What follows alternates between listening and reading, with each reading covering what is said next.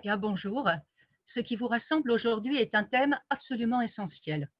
Et Pierre Teilhard de Chardin a consacré sa vie entière à penser à l'invisible et à l'univers, à la conscience et à la conscience collective.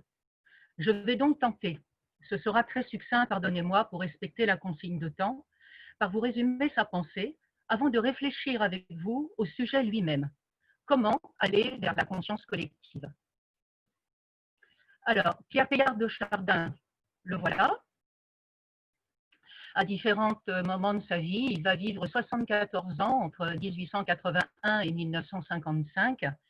Et pour le résumer en 4 mots simplement, c'est un religieux, un jésuite, c'est un scientifique, il a choisi la géologie et même la paléontologie, et c'est surtout un très grand mystique, un mystique chrétien bien entendu, et on va le qualifier de visionnaire, de prophète du XXe siècle. Certains l'appelleront comme ça. Alors, je vais commencer d'abord par vous illustrer donc ce penseur de l'invisible et de l'univers, ce qui semble 2 mots un peu antinomiques, mais il faut savoir que Teilhard, c'est un homme de conciliation. Pour moi, c'est le mot qui le résume le mieux.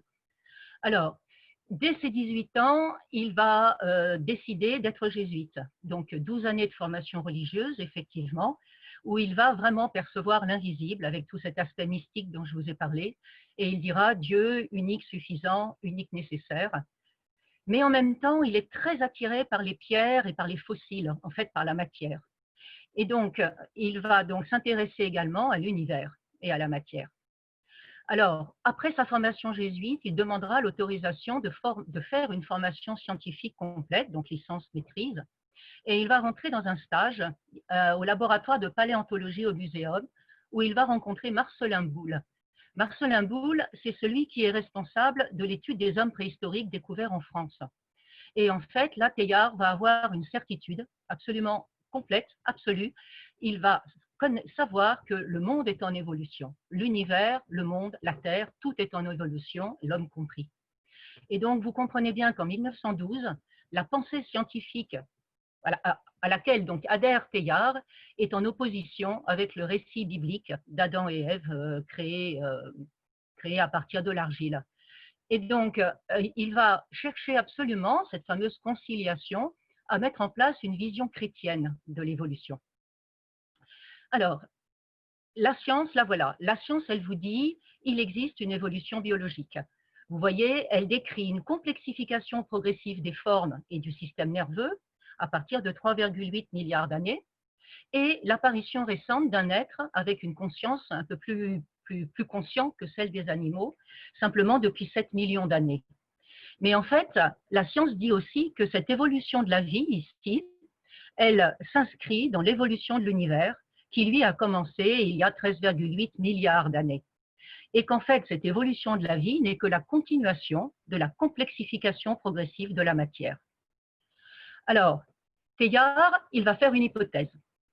Il va dire, cette conscience que l'on voit apparaître chez l'homme, récemment, elle semble comme émerger de la matière, comme émerger de la complexification des formes, tout simplement parce qu'elle y est présente depuis l'origine. Et il va donc dire que l'homme a une conscience réfléchie parce qu'il est formé à partir de particules qui, elles, ont une conscience rudimentaire. Et qu'en fait, toute cette évolution-là, ce n'est qu'une émergence très progressive de la conscience au travers des formes de la matière. Alors, j'insiste bien, il fait cette hypothèse, il fait un quart, elle est présente, c'est une hypothèse ici, et donc ceci est une interprétation et non pas une vérité démontrée par la science. Bien, donc là, il est dans une hypothèse. Un scientifique a le droit de faire des hypothèses, mais ce n'est pas vérifié. Vous savez que maintenant, en physique quantique, on parle beaucoup plus de cette conscience rudimentaire, donc c'est vraiment une hypothèse qui est intéressante à étudier et qui continue à être intéressante et développée. Mais ça reste une hypothèse. Alors, je reprends, l'univers est donc constitué d'une unique substance pour lui qui est biface. Elle est à la fois conscience et à la fois matière. Alors, on va prendre il va l'appeler l'esprit matière, avec un trait d'union comme ça. Alors, on va prendre un petit schéma pour expliquer davantage cet esprit matière, et le meilleur schéma, c'est un tissu. Vous voyez, le fil de chaîne, c'est la matière, le fil de trame, c'est l'esprit. Et il va dire, c'est l'esprit, donc les deux sont étroitement mêlés, et c'est l'esprit qui tient la matière. Et la matière, elle fournit un point d'action à l'esprit. Les deux sont intimement liés. Chaque chose a, dit-il, un dehors et un dedans. La science, elle étudie le dehors des choses, la religion étudie le dedans, l'invisible est dedans. Mais c'est le point important. Alors, la création, comment l'explique-t-il? Eh bien, regardez, je prends l'image également du métier à tisser. C'est le moment où l'esprit s'est incrusté, ça c'est un mot de Teilhard, s'incruste dans la matière, et ça lance l'espace-temps. Alors, de quel esprit s'agit-il? Toute la question, bien entendu, est là. Alors, pour Teilhard, il est croyant, et c'est donc le Christ. Alors, ça va être le Christ de Saint Paul, hein, mais c'est le Christ qui s'inocule dans la matière et qui n'est plus à ce moment-là séparable de la croissance de l'esprit. Alors, c'est une philosophie dualiste. Beaucoup de personnes interprètent mal la pensée teilhardienne, mais lui insiste beaucoup, c'est dualiste, donc une pensée complètement chrétienne avec un esprit divin et une matière qui ne l'est pas. Hein. Mais les deux sont inséparables depuis la création. Alors, par contre, ils convergent avec les philosophies bouddhistes, hein, ce qui met Teilhard toujours pareil comme un homme de conciliation. Alors, la création, l'incarnation, la résurrection, la rédemption, Teilhard va nous dire, c'est un seul et même mystère, tout cela, c'est la prise de possession effective par le Christ de ses fonctions de centre universel. Alors, il va appeler ce Christ le Christ universel et le Christ cosmique, en reprenant les termes de Saint Paul. Il est très paulinien, Teilhard, je vous en reparlerai. Alors, l'évolution, comment le comprend-il? Eh bien, je reprends mon schéma de tissu. Si je regarde le tissu sur la tranche, vous voyez, on a une intrication du fil de chaîne et du fil de trame. Si on tire légèrement le tissu, si j'étire légèrement, je tends le fil de chaîne. Et à ce moment-là, le fil de trame semble émerger, vous voyez, sortir un petit peu tout en restant inséparable, hein, bien entendu. Donc, Teilhard va nous dire, l'évolution est le processus grâce auquel l'esprit émerge peu à peu au travers de la matière. C'est donc un processus, cette évolution. Il va dire c'est un processus de psychogénèse. Alors, Teilhard adore les mots compliqués, bon là c'est simplement du grec, hein. Ça veut tout simplement dire la genèse de l'esprit, la genèse de la conscience de l'esprit, donc la spiritualisation de la matière en fait. Mais cette psychogénèse, elle est voulue par Dieu depuis l'origine. C'est un processus que Dieu a voulu, puisqu'il a voulu son Christ. Alors, une citation de Teilhard, l'esprit émergeant laborieusement d'elle sous l'attrait de Dieu, parce que Dieu est vraiment toujours présent pour Teilhard. C'est une vision chrétienne de l'évolution. Alors, un terme anglais qu'il utilise beaucoup, Dieu utilise un effet push and pull, c'est-à-dire qu'il est là depuis le début, depuis la création, et il va être également dans l'attraction, hein, donc sous l'attrait de Dieu. Donc Dieu est toujours présent. Et il y a deux conséquences, rien n'est profane, tout est sacré pour Teilhard. C'est-à-dire que nous vivons dans le milieu divin. Ça, c'est un terme teilhardien que tout le monde connaît, comme l'esprit matière. Hein. Nous sommes tous dans ce milieu divin, donc interrelation totale de toute la création, hein, de la particule jusqu'à l'homme, hein, bien entendu, de l'univers entier. Et tout cela est complètement habité par Dieu, puisque l'esprit c'est tissé à la matière, c'est intégré, incrusté dans la matière. Et la deuxième conséquence, il existe une seule force d'union, toujours la même dans l'univers, hein, depuis la particule jusqu'à maintenant, et c'est l'amour. Chez l'homme, l'attraction entre deux êtres s'appelle l'amour, donc Teilhard va nous dire, depuis le début, depuis que les particules s'assemblent, depuis que les molécules s'assemblent, elles s'unissent par amour. C'est la plus grande des énergies cosmiques en fait. Bien, alors, si je reprends la vie de Teilhard, il va partir à la Grande Guerre, ça je vous en reparlerai tout à l'heure. Et ensuite, il va reprendre ses études scientifiques et devenir le meilleur spécialiste des fossiles.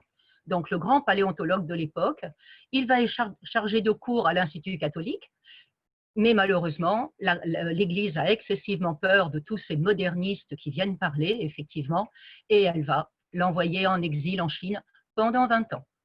Il va devenir le géologue chinois, hein, être chargé du service géologique chinois. Il va parcourir le monde à cause de tout ça. Et quand il va revenir au moment de sa retraite, l'Église le renverra dans un deuxième exil, et c'est les USA qui vont l'accueillir pour un deuxième exil, et c'est là qu'il va mourir en 1955. Bien, alors, Voilà pour une biographie rapide. Alors maintenant, la conscience. Pour Teilhard, bon, alors, j'ai pratiquement répondu à la question, ça va être rapide, c'est l'esprit qui est présent dans la matière depuis l'origine et qui en émerge par le jeu de l'évolution. On ne peut plus simple comme définition. C'est ce dedans des choses dont je vous ai parlé. Alors, il va préciser, il existe différents degrés de conscience, puisque les êtres vivants et même les particules de l'univers sont très différentes. Alors, je m'intéresse aux êtres vivants seulement. Il va donc différencier les végétaux. Il n'y a pas de système nerveux, donc pour lui, il y a plutôt de l'inconscience. Le végétal vit, par contre, hein, donc il y a une conscience vitale, conscience cellulaire, on pourrait dire. Les animaux, eux, ils ont présence d'un système nerveux qui est plus ou moins développé. Donc, Teilhard va dire qu'ils ont une conscience directe, hein, ils ont un instinct de survie uniquement, hein, donc, mais qui est varié suivant l'animal. Hein, les grands mammifères, bien entendu, auront des instincts de survie bien plus développés que les autres, ou que les grands, même il y a une conscience chez les insectes, hein, chez tout le monde, bien entendu. Et le troisième règne, qui est donc le règne humain pour lui, où le système nerveux est très développé, il dira l'homme effectivement a une conscience réfléchie parce qu'il se pense lui-même, il pense le monde, il pense les autres, hein, et il va jusqu'à chercher une raison de vivre, hein, et pas simplement un instinct de vie. Hein. Voilà. Alors, la conscience collective, on y arrive. La conscience collective, il faut que je revienne à la Grande Guerre, parce que Teilhard va faire les 4 années de guerre dans l'atmosphère du front. Il va subir ce qu'il appelle le grand choc de la guerre, mais il va y voir l'humanité totalisée. Alors, dès 25, dans un de ses premiers essais, il va beaucoup discuter avec Édouard Leroy, qui est un philosophe successeur de Bergson, hein, donc au Collège de France, et ils vont utiliser les 4 termes qui sont utilisés par les géologues pour décrire les différentes strates de la Terre, hein, donc lithosphère, hydrosphère, atmosphère, biosphère. Et eux vont dire il y a une sphère supplémentaire depuis l'apparition de l'homme, c'est la noosphère. Hein, noosphère voulant dire esprit en grec. C'est-à-dire qu'il y a une sphère pensante à cette Terre, en plus des autres sphères. Voilà, alors là, on peut la représenter avec tous les échanges numériques, par exemple, hein, mais tout ça, ça fait partie effectivement de cette sphère pensante. Et c'est là où la conscience collective va intervenir. Alors, au niveau de 2 personnes, au niveau d'un groupe, je pense que vous tous ici, vous connaissez ces notions d'égrégore ou ces notions d'esprit de groupe qui permettent que l'on mette en place donc, des intentions, que la prière soit efficace. Hein, je pense que je n'ai pas à vous expliquer tout ça. Et Teilhard va nous dire, eh bien, ça, cet égrégore, il existe au niveau de la Terre entière. Il va même l'appeler l'esprit de la Terre en 1941. Et il va le définir comme étant une sorte de personnalité humaine générale en formation à travers les temps, ou plus simplement une certaine conscience de l'humanité, donc la conscience collective. Alors, à partir des années 30, Teilhard va dire « Oh, un virage profond du monde s'opère, une sorte de mue de la noosphère ». Et effectivement, à partir des années 30, bon, lui, il voyage beaucoup, hein, et donc il est en Chine, mais il va en Amérique, il va partout, et il va donc percevoir le développement de ce qu'il appelle une planétisation. Alors actuellement, on dirait une mondialisation, hein, mais le terme étant galvaudé par l'aspect économique, je préfère toujours utiliser planétisation, qui veut dire effectivement une vie au niveau de la planète entière. Oui. Alors il va dire ce grand organisme, vous voyez, cette unité, ne vit que pour et par une âme nouvelle.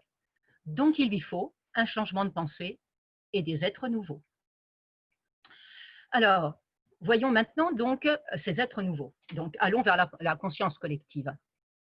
Alors, les êtres nouveaux sont donc le futur de l'homme, voire le futur de l'univers, puisque l'homme est le dernier né dans l'univers, enfin au niveau de la Terre en tout cas, hein, ça au niveau des autres planètes, on n'en parlera pas aujourd'hui. Alors, je reprends mes 3 étapes, mes 3 degrés de conscience de tout à l'heure. Il va dire il y a donc une étape. Après, l'homme n'est qu'une étape évolutive. C'est pas le terme. C'est pas le terme. Hein, c'est pas une création pour être un terme. Et il va dire puisque alors attendez non puisque effectivement tout jusqu'à présent c'est l'amour donc ces forces d'attraction qui ont uni les éléments qui préexistaient. Vous voyez, c'est les particules se sont unies en atomes, les atomes en molécules, etc., etc. Puis la vie, bon, et c'est complexifié. C'est une complexification. Donc, comme le terme actuel, c'est l'homme, eh bien, le terme futur, c'est l'interconnexion de tous les cerveaux de l'humanité, de ces consciences humaines. Voilà donc la noosphère dont je viens de vous parler. Alors, il va quand même donner un titre, il va l'appeler l'ultra-humain, il va dire après l'étape humaine, nous aurons l'ultra-humain. Cet ultra-humain, il sait qu'il sait comme l'animal, bien entendu, ou comme l'homme, mais il sait qui il est, d'où il vient et où il doit aller. Alors, la conscience réfléchie évoluera vers une co-réflexion de plus en plus étroite, de plus en plus importante, pour terminer vers une communion universelle. Et là, peut-être connaissez-vous déjà la pensée de saint Paul, puisque le terme ultime pour Teilhard de cette évolution, c'est la récapitulation de l'humanité en Christ. Et l'amour, énergie d'union de l'humanité, c'est bien le message que le Christ nous a apporté. Bien, alors, cet ultra-humain, si je veux vous le décrire, alors, c'est un être qui connaît ce qu'il est. Il connaît donc le sens de l'univers, le sens de la vie, de l'homme, de la conscience. Donc, c'est un être de savoir, un être de connaissance. Ensuite, c'est un être qui œuvre à faire émerger toujours davantage la conscience en lui et dans l'humanité. Donc, c'est un être d'action. C'est un homme actif pour Teilhard. Troisièmement, c'est un être qui connaît l'importance de l'évolution et donc qui va l'encourager. Donc, il va encourager le progrès du monde. Bon, là, il y aurait beaucoup d'interrogations sur le mot de progrès, parce que Teilhard n'est absolument pas le chantre du transhumanisme, comme certains veulent le laisser penser. Ce n'est pas n'importe quel progrès, bien sûr. Mais en tout cas, c'est un être de recherche, c'est un être en recherche. Nous devons continuellement regarder et essayer de trouver toujours mieux. Et quatrièmement, c'est un être qui sait que l'esprit est premier et sera dernier, donc c'est un être spirituel et hautement spirituel. Alors, pour aller vers l'ultra-humain, les contraintes ou les conseils. D'abord, rechercher des états de conscience de plus en plus réfléchis et co-réfléchis. Teilhard dira être générateur de conscience. Faire le choix du collectif sur l'individuel. Teilhard dira se vouer au service de la Terre. Favoriser l'union. Il dira développer notre puissance d'auto-unification.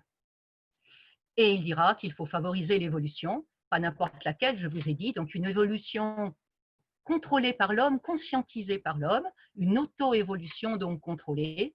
Et la citation que je vous propose, l'homme est co-créateur, c'est-à-dire que Dieu a remis entre nos mains le jardin d'Éden, la création entière, en fait, et maintenant c'est à l'homme, les mains de l'homme, de continuer, de poursuivre la création dans le sens que Dieu veut, bien entendu. Alors, nous avons deux alliés précieux. Ça, heureusement, vous allez voir, ils sont vraiment importants. Le premier, c'est que l'émergence de la conscience, si vous m'avez bien suivi, c'est initié depuis le début, et donc c'est un processus qui est infaillible, irréversible et irrésistible. Et ça soulage beaucoup. Il suffit de se mettre dans le courant et de se laisser porter. Ça, c'est quand même un très grand message d'espérance. Et le processus est infaillible et irréversible, irrésistible. D'accord? Donc, on ne peut qu'aller où le courant a décidé de vous entraîner. Voilà, ça, c'est un allié formidable. Alors, je vous rappelle que nous sommes immergés dans le milieu divin. Donc, effectivement, plongeons-nous dans le milieu divin et nous devons aller au terme prévu par Dieu dans l'évolution. On a traité Teilhard d'optimiste là, mais c'est un optimisme rationnel quand même, très rationnel, puisque tout s'appuie sur effectivement une hypothèse très précise et des arguments. Alors le deuxième allié va vous choquer beaucoup plus, je pense, c'est ce qui arrive à notre humanité actuellement. Quand Teilhard meurt en 1950, il y a 2 milliards d'individus sur Terre. Et maintenant, nous en sommes à 7 milliards. Donc Teilhard, déjà, en 1930, il écrivait « La peine du siècle, c'est un monde qui étouffe ». Il le disait déjà. Mais il va renverser. Alors, il va l'appeler le serrage planétaire, c'est son terme à lui, dans cette planétisation qu'il décrit. Et il va dire c'est un allié précieux, parce que c'est un processus compresso-générateur de conscience qui nous éveille, nous entraîne, nous contraint à arranger le monde autour de nous. Et là, je pense que tout biologiste est d'accord avec ça et tout humain. Si nous étions dans un jardin d'Éden où tout nous est apporté directement sans qu'on ait à rien faire, on ne ferait rien. Par contre, si les conditions deviennent plus compliquées, si les conditions nous contraignent, à ce moment-là, il faut nous réveiller, effectivement, et il faut essayer de faire le mieux possible pour que la situation soit vivable et aille dans le bon sens. D'accord? Donc, il va dire non, ce n'est pas du tout un monde qui étouffe, c'est nous montons, nous ne suffoquons pas, pour le laisser parler. Voilà, donc ce serrage planétaire est un allié absolument précieux. Hein. Donc, n'en ayons pas peur, contrôlons-le, bien entendu, ne faisons pas n'importe quoi, mais il nous aide à arranger le monde. Et je pense que la dernière épidémie nous a bien montré qu'effectivement, c'est dans la difficulté que nous prenions conscience de la petite taille du monde et de la planétisation effectivement en place. Alors, que faut-il faire? Alors, je vais revenir à la Grande Guerre parce que c'est là où Teilhard met en place toute sa vision, en fait. Hein. Alors, il va découvrir là que pour survivre et mener à la victoire, une condition est absolument essentielle. Il faut avoir un objectif commun et attractif. Il faut effectivement faire taire tous ces objectifs particuliers et il faut recevoir l'adhésion consciente de chacun et pas simplement de quelques-uns. Ça, au moment de la guerre, donc depuis les années 70, 1870, on parlait d'union sacrée, hein, très important pour tenir effectivement le front. Hein, c'est absolument vital. Mais Teilhard va dire, c'est essentiel, certes, d'avoir une union sacrée, mais il faut aussi une condition encore plus essentielle. Et là, regardez, effectivement, quand il fallait sortir de la tranchée et foncer vers l'ennemi, Teilhard va dire, il faut entretenir la volonté d'avancer. C'est le rôle, effectivement, là, du chef, d'accord? Entretenir la volonté d'avancer. Il va dire, il faut une foi donc en l'avenir et il faut le goût de vivre. Ça, c'est deux expressions très teilhardiennes. Alors, cette citation-là est importante parce que le plus grand danger pour l'humanité serait la perte du goût de vivre. Vous voyez, c'est vraiment sa raison essentielle, sa motivation essentielle.